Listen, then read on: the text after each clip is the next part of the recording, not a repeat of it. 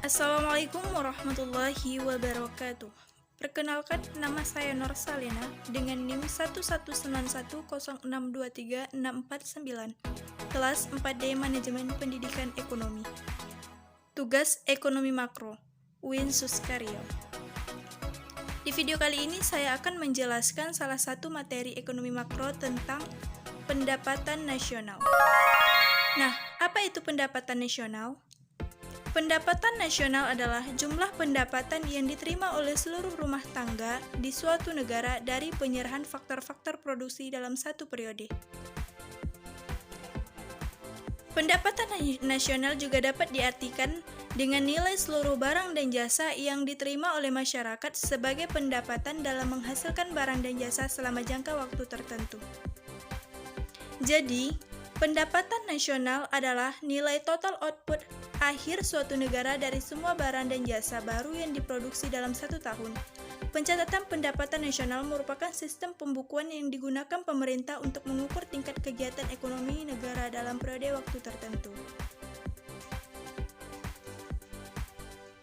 Nah, apa saja konsep pendapatan nasional?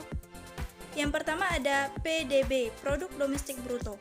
Adalah jumlah produk yang dihasilkan oleh unit-unit produksi dalam bentuk barang atau jasa di dalam batas wilayah tertentu pada suatu negara selama setahun.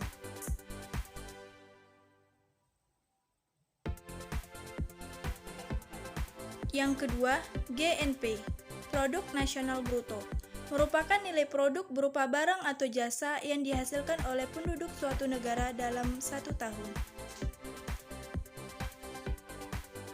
Selanjutnya, produk nasional neto adalah nilai produk yang dihitung dengan cara mengurangi GNP dengan depresiasi atau penyusutan barang modal.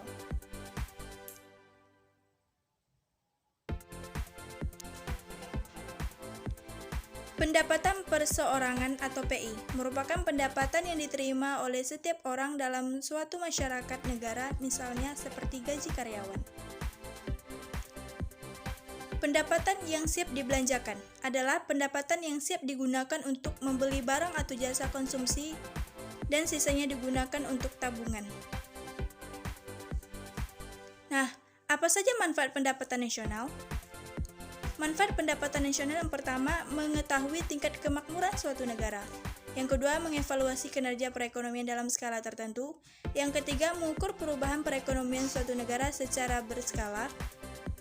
Dan yang keempat, sebagai indikator kualitas hidup masyarakat di suatu negara. Faktor apa saja yang mempengaruhi pendapatan nasional? Permintaan dan penawaran agregat. Permintaan agregat merupakan daftar dari keseluruhan barang atau jasa dengan berbagai tingkat harga yang akan dibeli oleh berbagai sektor ekonomi. Sementara penawaran agregat berfungsi untuk memperlihatkan hubungan antara seluruh penawaran barang atau jasa pada suatu tingkat harga yang ditawarkan oleh perusahaan.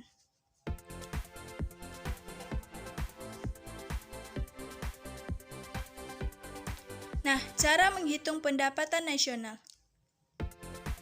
Yang pertama, pendekatan pendapatan.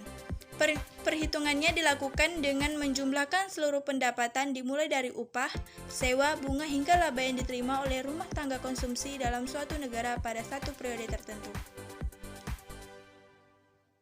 Yang kedua, pendekatan produksi.